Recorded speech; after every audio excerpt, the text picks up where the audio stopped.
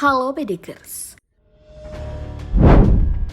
Perkembangan penyidikan kasus meninggalnya Brigadir Nofriansyah Yosua Huta Barat semakin menemui titik terang. Satu persatu kebenaran mulai terungkap. Walau begitu masih terdapat berbagai tanda tanya yang belum terjawab. Termasuk siapa dalang dari insiden polisi tembak polisi ini sesungguhnya. Lantas seperti apa perkembangannya? Mari kita bongkar.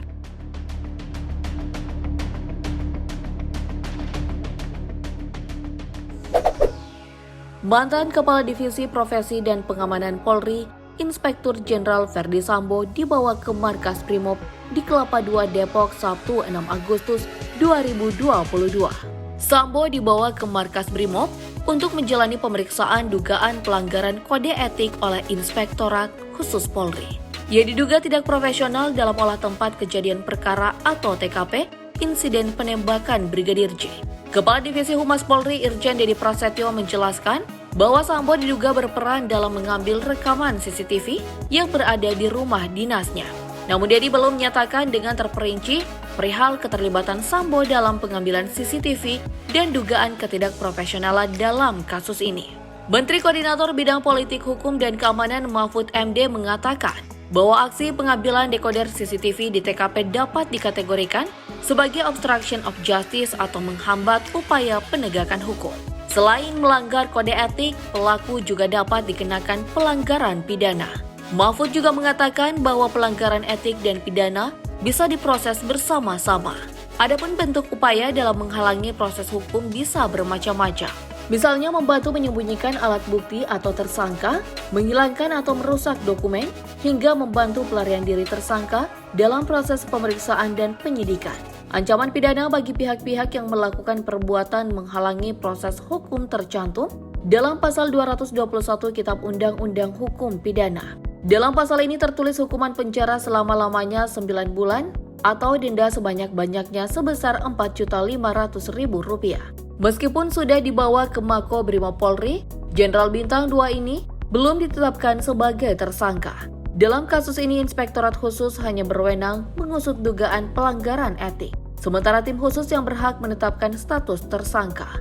Sebuah temuan yang cukup mengejutkan terungkap. Ditemukan sebuah lubang di bagian belakang kepala Brigadir J hingga ke hidung. Lubang ini diduga merupakan jalan peluru yang ditembakkan dari kepala belakang hingga menembus keluar hidung. Namun lubang ini sebelumnya ditutup oleh lem. Dokter forensik Budi Suhendar mengatakan bahwa adanya lem di kepala jenazah Brigadir J bisa saja untuk memperbaiki suatu kerusakan jaringan. Walau begitu, Budi tidak menjelaskan secara rinci perihal jenis lem yang umumnya digunakan dalam suatu otopsi. Di sisi lain, temuan lem ini mengejutkan dokter forensik lainnya, karena biasanya luka hasil pemeriksaan forensik selalu dijahit tak pernah dilem. Terlebih karena bentuknya seperti hendak ditutupi dengan rambut bagian belakang. Temuan ini menimbulkan tanda tanya baru, yakni mengapa kondisi kepala bagian belakang Brigadir J tidak diinfokan setelah proses otopsi pertama. Alih-alih menjelaskan hal ini, polisi hanya menjelaskan luka di hidung Brigadir J adalah akibat goresan peluru. Padahal luka ini berasal dari dugaan tembakan dari arah belakang kepala yang menembus hingga ke hidung. Sedangkan menurut kronologi yang disampaikan polisi, insiden penembakan terjadi secara berhadap-hadapan. Dalam proses otopsi kedua, otak Brigadir J ditemukan berpindah. Menurut dokter forensik, hal ini merupakan hal yang wajar, sebab dalam proses otopsi, semua organ akan diambil untuk diukur, ditimbang, dan diperiksa untuk mencari apakah ada kelainan atau tidak. Organ otak dimasukkan ke dalam perut untuk memudahkan dan mempercepat rekonstruksi jenazah agar dikembalikan ke pihak keluarga dalam keadaan baik dan utuh. Selain itu, organ otak bersifat lebih mudah membusuk dan mencair.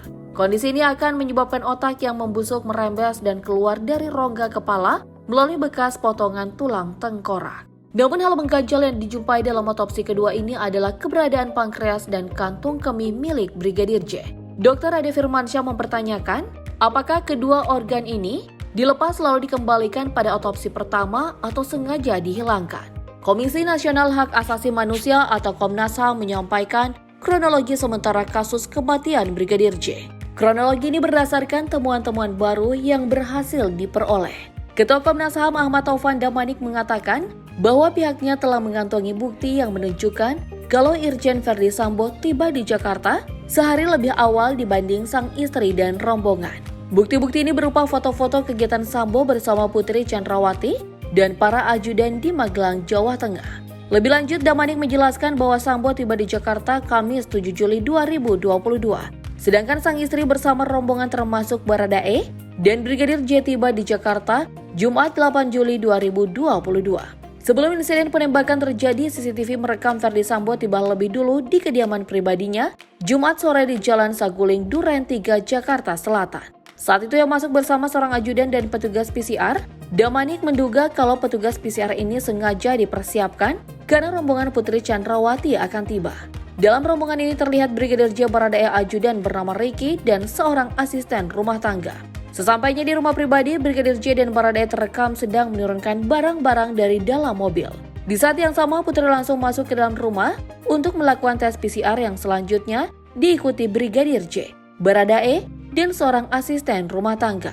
Setelah merampungkan tes PCR, semua orang ini duduk bersantai di depan rumah pribadi Ferdy Sambo. Berdasarkan kesaksian kekasih Brigadir J, Vera Simanjuntak ketika sedang bertelepon dengan Brigadir J dan orang-orang ini sedang beristirahat dan terdengar tertawa bersama. Lalu sekitar pukul 5 sore mereka berangkat menuju rumah dinas. Beberapa saat kejadian, Ferdy Sambo terekam CCTV berjalan keluar dari rumah pribadinya. Setelah beberapa menit meninggalkan rumahnya, mobil Sambo terlihat berjalan menuju rumah dinas. Berdasarkan keterangan yang diperoleh Komnas HAM, saat itu Sambo ditelepon sang istri lantaran adanya insiden penembakan yang menewaskan Brigadir J. Setelah ditetapkan sebagai tersangka 3 Agustus 2022 lalu, Baradae Richard Eliezer dihadapkan dengan serangkaian proses pemeriksaan. Melalui pengacaranya, Doli Payumara mengungkapkan bahwa Baradae mendapat perintah dari atasannya untuk menembak Brigadir J. Informasi ini diperoleh berdasarkan keterangan Baradae saat menjalani proses pemeriksaan dan dimasukkan dalam berita acara pemeriksaan di Barreskrim Polri. Atasan yang dimaksudkan ini adalah atasan langsung dari Baradae yang ia jaga. Kendati demikian, Diolipa tidak menyampaikan secara detail siapa sosok atasan langsung yang dimaksud. Dilansir dari berbagai sumber, sosok Irjen Ferdy Sambo dan Hendra Kurniawan berada di lokasi saat peristiwa naas ini terjadi. Jika informasi ini benar, berarti kedua petinggi Polri ini tahu dengan persis kronologi kejadian yang sebenarnya. Kendati demikian, informasi ini perlu dikaji kebenarannya. Anggota kuasa hukum Baradae, Muhammad Burhanuddin turut menuturkan bahwa kliennya mengungkapkan nama-nama yang diduga terlibat dalam kasus kematian Brigadir J kepada penyidik Polri. Dari keterangan ini, Baradae menunjukkan bahwa tak hanya satu orang yang terlibat. Dengan kata lain, Baradae bukanlah pelaku tunggal dalam kasus ini. Keterangan yang disampaikan Baradae membuat kasus kematian Brigadir J semakin menemui titik terang. Adapun kondisi Baradae saat ini dikabarkan jauh lebih tega. Tetap pantau terus kasus ini bersama-sama.